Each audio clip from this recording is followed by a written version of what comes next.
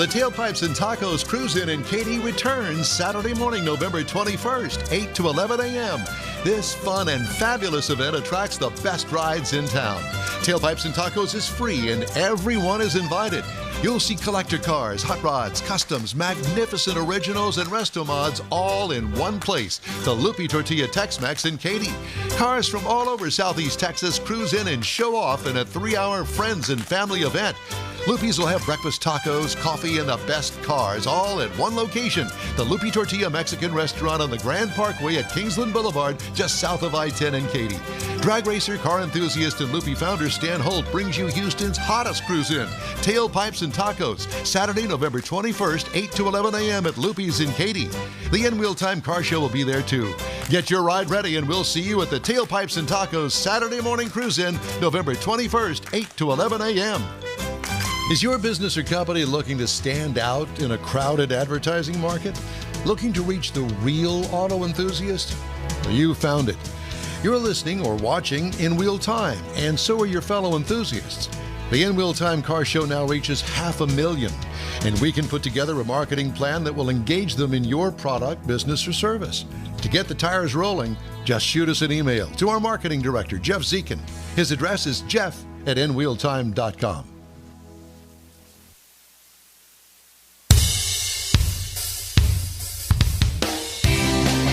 Hello, everybody, and welcome to the In Wheel Time Car Show, your weekly award-winning go-to all things automotive place. Along with Mike Out of This World Mars, King Konrad DeLong, and Jeff Zekin, I'm Don Armstrong, coming to you from Studio A in Houston, Texas. Thanks for joining us today. We really appreciate it. We've got our next guest all lined up and ready to go. We don't have any video, but we do have audio, from what I understand. And his name is Mr. Scott Hall, and he's the Senior Vice President of Operations at SwapALease.com. Scott, you there? I am, and I do apologize for the lack of video. I'm traveling today, so just in a spot where I'm frankly lucky to have audio right now. Well, you know what? We're lucky to have you. That's all I can say. And all of our viewers and people that follow us are going to have to look at us instead of you this morning. And I know they'd much rather look at you because you're a much younger guy than any of us old-timers. But we really appreciate you joining us. And I wanted to talk to you today about basically the state of the industry, and more specifically, used cars. I know that you're in touch with all of that. And how is the state of the auto industry as a whole? Let's start there, because I know that the manufacturers shut down plants right after the COVID thing happened. It was really a sad time for almost every manufacturer.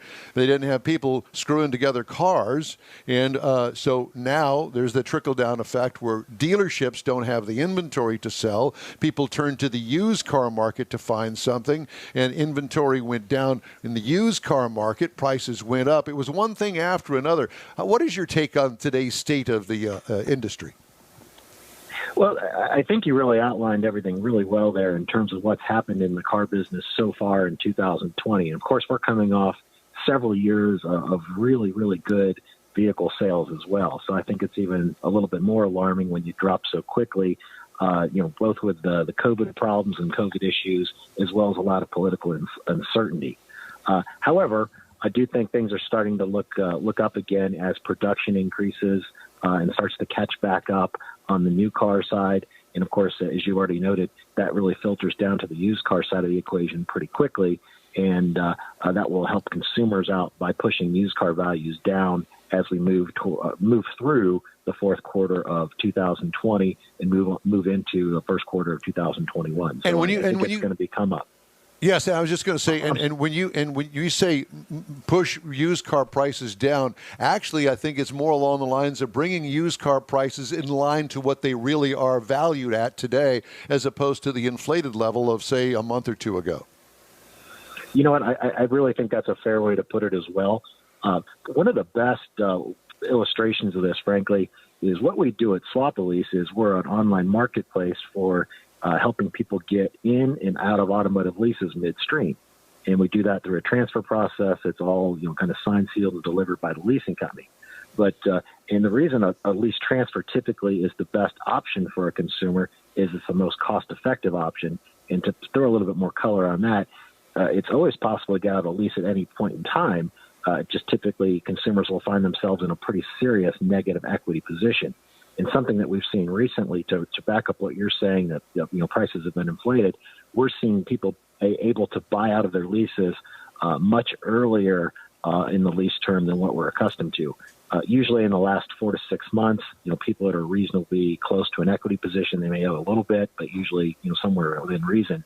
We're seeing equity positions presently in the 12 to 18 month remaining range, and that's something I've never seen before. I've been in the business now 20 plus years in leasing alone, and a little bit longer my complete automotive career. So it's something we've never seen. So absolutely in agreement. Inflated is probably a good term, but we are seeing the tide start to turn and move the other direction to help out consumers. And the manufacturers kind of caused their own issues, not only just because COVID had stopped production, but the manufacturers also put on some huge incentives during COVID to keep their sales running.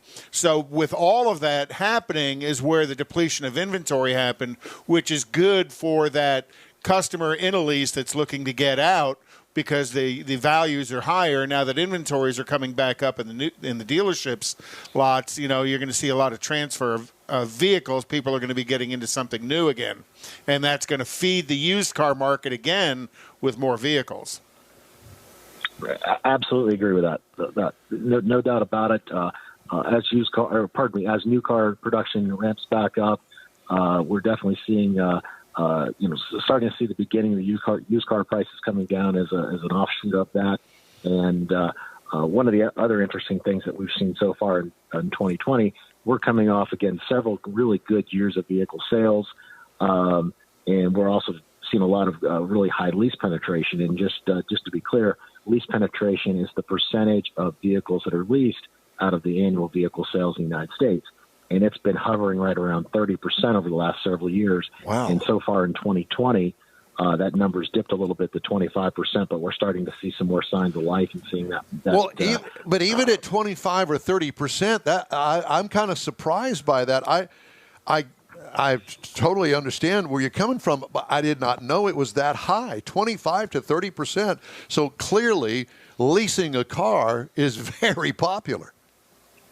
Oh, absolutely. And it's really interesting when you dig down even a little bit deeper than that, is there's always been a lot of leasing going on in some of the more luxury makes, your BMWs, your Mercedes, your Cadillacs, things like that.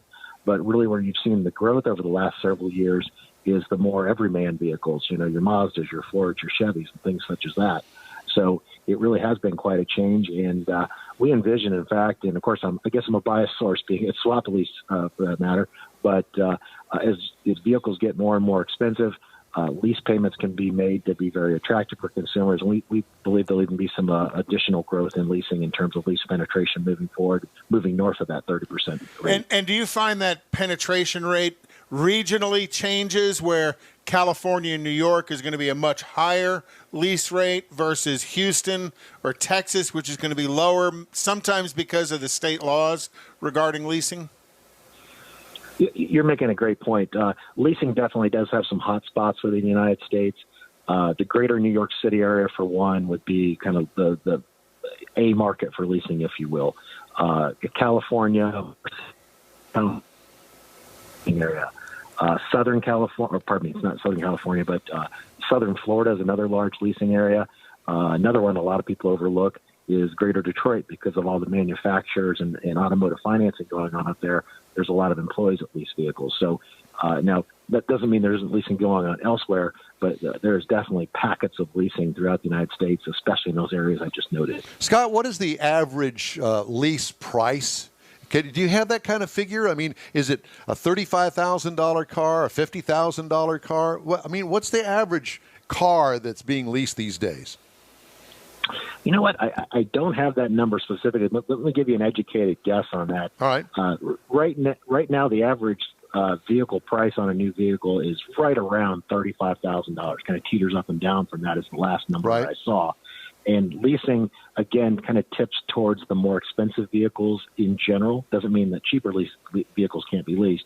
So I would take an educated guess that it would be somewhere into the $45,000 to $50,000 MSRP range would be where you'd see the average lease price if you looked at the market as a whole from top to bottom. And what is the average length of a lease? Is it 3 years?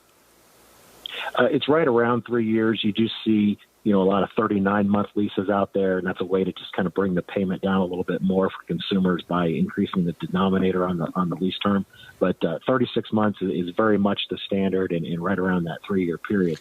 And in general, it works really well for leasing too, because most cars anymore are covered for at least a 3-year warranty period. Some of the luxury vehicles even longer. So people like that from a leasing standpoint, that they're not going to be stuck out there with a vehicle that they're not going to own, that they may have to put a bunch of work into. And that's one of the nice things. It kind of mates up with leasing and on new vehicles and the warranty periods. Do you find most leases are like a personal lease, or how much of the lease is more of a business lease? There's definitely a significant amount of business leasing going on, but the consumer leasing is still the mainstay. Okay. It's also somewhat hard to track because there's a lot of people that do get car allowances, and it may appear as a consumer lease on the front end, but even though it may be being paid by a company ultimately. Okay. And so what about mileage? I know that a lot of people will actually go with the regular lease at 36,000 miles for 3 years, but do you find that most people buy extra miles up front? That's a really good question presently. You really kind of see three different mileage types when it comes to a lease or deviations. You see a lot of low mileage leasing out there that's been advertised, and that's typically based on 10,000 miles a year. What you've noted at 36,000 miles would be your standard 12,000, and then anything above a 12,000 typically would be 15,000 miles on an annual basis, even though you could write a lease for more. You do see those are kind of your three mainstays. The 12,000 has been it's kind of been the main one for years and years at this point. I always recommend that if people do need more mileage, they go ahead and do it up front and try to, instead of paying for it after the fact, because it becomes more expensive. But the most interesting thing right now is more and more people work from home, and they're kind of, things are kind of in chaos. We're seeing people use a lot less miles, and I believe that a lot of people will continue working from home even as we move away from COVID. So if I were making a bet on this, I think we'll actually see the average amount of lease miles go down as we move forward over the next couple of years. And what is your thoughts about what we can expect, say, for the actually 2021? Let's just use 2021. Let's get short term, Go ahead with us with this for 2021. Do you see the car sales to hold steady now that it's back up to almost to pre-COVID levels? Of course, it won't reach that total sales number for the end of the year because we've been wiped out for 5-6 months with numbers. But what do you think is going to happen next year? What do you envision for the car industry and leasing and that sort of thing? Well, one, I want to be an optimist. Assuming there's no significant downturn on the COVID front, I think that 2021 is going to be a very good year for business in general, especially for the car business as they catch up and supplies come back and meet normal levels. I think there's going to be plenty of demand for vehicles as we move into 21. I think we'll see lease penetration rates return to at least that 30% rate, and possibly even move up a little bit in 2021 as more consumers need cars. So I think it's going to be I'm very bullish on 2021 from a car industry perspective. And what about the electric vehicle surge that's about to take place that, most people hear rumblings of it, but they don't understand the extent of which manufacturers are moving and how quickly they're moving toward an electric vehicle shift. And what are your thoughts on that? Do you think that people are going to start leasing electric vehicles, or do you think it's going to stay traditionally into gasoline propulsion? Well, I still think that number one, I'm a proponent of electric vehicles, and I think electric vehicles in many cases meet about 90 to 95% of your typical consumer's needs. Obviously, if you're somebody that does a lot of long distance traveling, maybe it's not best for you, but for your average commuter and family man, I think an electric car makes a lot of sense. They can be a little bit more expensive up front, but of course, the advantage there is the gains you make on the back end in terms of no fuel and less maintenance.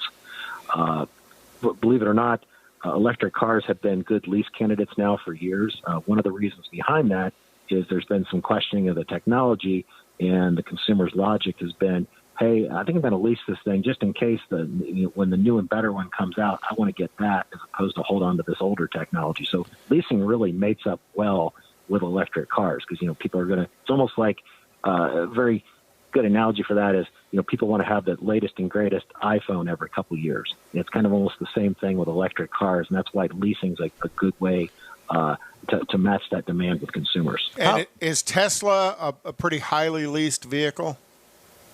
I don't know the exact lease penetration on Tesla, but we do see a very high amount of leasing done on Teslas, and we see a lot of Tesla activity on the SwapALease marketplace. And their residual value holds pretty well, which is the residual. Yeah, the expected future value of the vehicle at the time of lease. Yeah, how does that play out?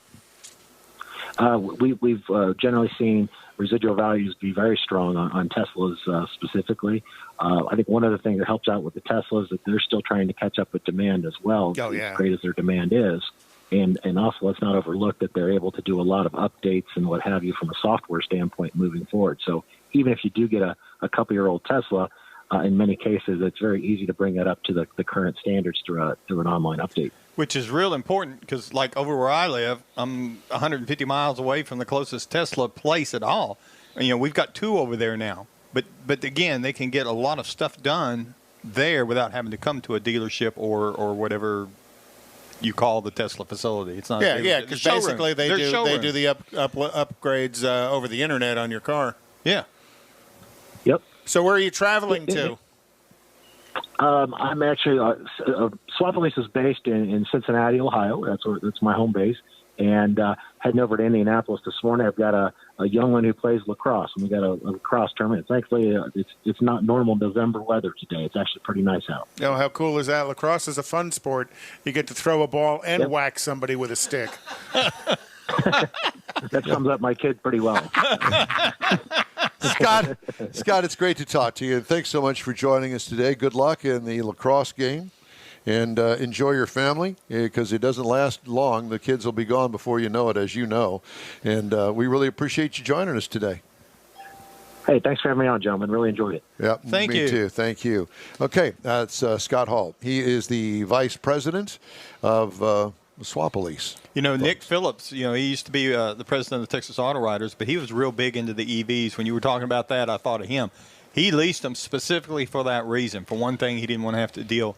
I mean, he got some of the first ones that came out. He didn't want to deal with the batteries. The technology was changing. He got into the Cadillac when Cadillac had a really pretty car that was an EV. It just didn't sell. It was overpriced. Anyway, he went through that, but that was his logic, was that he could keep up with the technology and the expense and the maintenance. That's right, and not get stuck with it until things really get developed out there in the market. And they're pretty close to it right now. It's getting much better. A lot of people are releasing EVs and doing a pretty good job, and they're not a problem-prone powertrain, let's say. He never had any problem with the vehicles that he had while he had them. Fast. But again, he turned them over. But I mean, he liked driving vehicles anyway, so that just worked out well for him. Hey, I'd like to remind you that you can always get a hold of us through Facebook, our website. You can email us, info@inwheeltime.com. And we appreciate you joining us today here on the In Wheel Time radio program. Time now for Konrad's Car Clinic. And I know that you mentioned to us about an hour and 15 minutes ago what you were going to talk about. But guess what? I forgot what it was. Well, muscle cars can, to a large degree, trace their roots back to Charles Kettering, who was an American inventor and engineer and businessman, and he holds 186 patents. He was the founder of Delco Remy, AC Delco. Oh, yeah.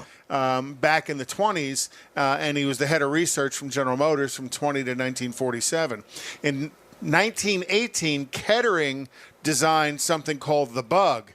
It was a 300-pound missile with a little propeller on the front of it that was a torpedo. one of the first guided missiles ever out. And it was barely used during World War One. Is that it? I thought that was a little airplane. I was wondering why you had this airplane. That's a torpedo. You can see it's kind of sitting on a tray, and it fly out, and they just release it and. Using it as a weapon of war, but that was, in his head. So kind of one of the first guided missiles had like a 40 horsepower engine on it. But one of the first shots of the arms race in horsepower that led to the hot rods of the 50s was eventually established muscle car as the image of the American automobile, was fired by Charles Kettering. He had been working on high compression engines since World War I, believing that raising the engine's compression ratio allowed the engine to extract more energy from the fuel. Most engines back in the in the 40s and 50s were not much more than like 7-to-1 compression, and Kettering was working around a 12-to-1 compression ratio. But the problem with it was the gasoline back then didn't have enough octane to work in those high compression designs. That's why all the girls called him Hot Rod.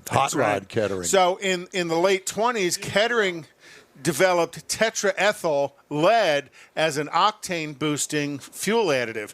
And when they added the tetraethyl to the fuel, the octane rose enough where he could run those high compression engines in it. And there's problems with lead in the fuel, and that's all a thing of the past, and they've come up with new chemistry now. But Kettering had developed this overhead valve V8 back in the 40s, but as the overhead valve V8, nobody had jumped on it until finally Oldsmobile raised their hand and said it was originally called the Kettering V8, but they couldn't market it as the Kettering V8. So in 1948, Oldsmobile raised their hand. In 1948, Oldsmobile raised their hand, introducing the 303 cubic inch Rocket V8 that kind of dominated NASCAR for quite a while as well. So that's where the overhead valve V8 came from Kettering. But, pretty genius man to be able to do all of those things over time. He had lots and lots of pretty wonderful patents that were assigned to him. Again, Hot Rod Kettering. Hot Rod Kettering. Well, that's an interesting story. Yep, I thought so. Yeah. Thank you very much. With my typical Oldsmobile connection. Yeah, we noticed that. Wow. But that's okay. I didn't realize that he was Mr. Hot Rod. By the way, my grandmother on my dad's side, her name was Ethel. Oh, I have an aunt named Ethel. And Jeff had an aunt named Ethel. And Mike's got somebody named Tetra. That would make sense. Yes. Tetra. Or is it Tetris? Tetris, yeah, that's where you stack the blocks on a video game. She didn't fit anywhere. She didn't fit anywhere. Thank you, Jeff. Boom. Thank you. We need the rim shot. You got to get some sound effects. I know. And then leave it over here so I can touch it. No, don't put it. He's not touching the Stream Deck. Time now for some of the stories making automotive news headlines this week.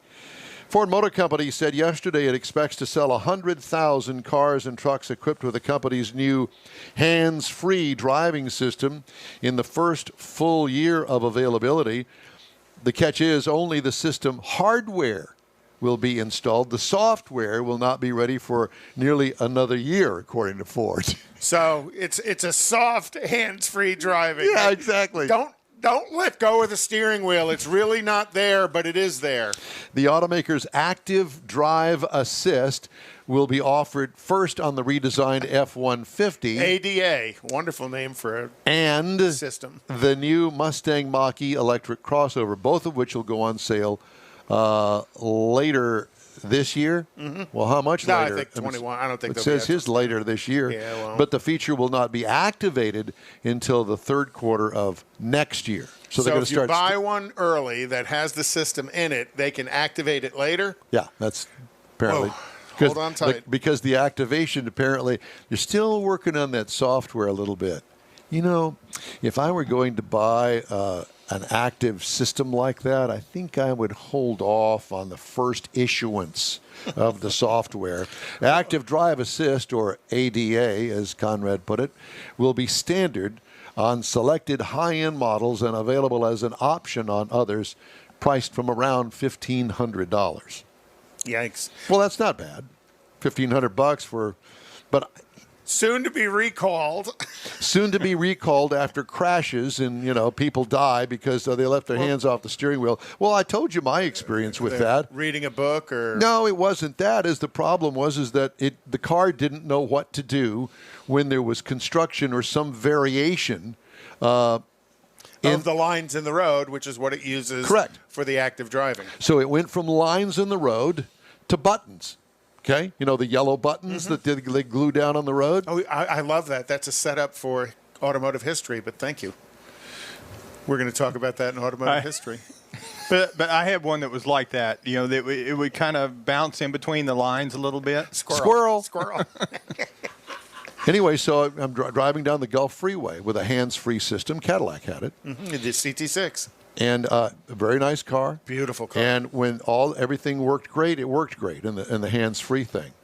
But when the freeway lines went to buttons to go around a construction zone, everything that worked great didn't. The car continued straight ahead like it was going into the construction zone because it didn't understand the buttons. All it knew were the lines. It was looking for lines. And Don was smart enough to grab the steering wheel and drive the car, which is what you're supposed to do. Yeah, and hit the brake. Yeah, but if you're taking a nap, that's kind of hard to do. Yeah, well, you don't take a nap, and they don't suggest that you take a nap. The technology isn't quite there yet. But again, it's the infrastructure. Right. That's the problem. George Skelton says, should a person with ADA drive a car with ADA? Yeah. Thanks, George. You're always great for a couple of wonderful comments. We love George. By the way, the death of Sean Connery triggered a actual wonderful post from George. Yep. On Sean Connery and George's dad. And the relationship they had. Yes, and it was a wonderful story, and that I reposted it on my Facebook, and it's gotten lots of compliments. And we have it on In Wheel Time's Facebook as well. Yeah. Mainly because of the car and the car thing that the relationship that with Sean Connery and cars and Sean Connery and George's dad and the theater downtown Metropolitan Theater. Yeah, great stuff. Is that still there, the Metropolitan Theater? Unfortunately, no. Well, there was one down there that they were using for an event venue, and I don't know. George would be able to tell us, and I know that he will. Yes, exactly. So it's time now to take a little break, and we will be back with more of the In Wheel Time Car Show right after this.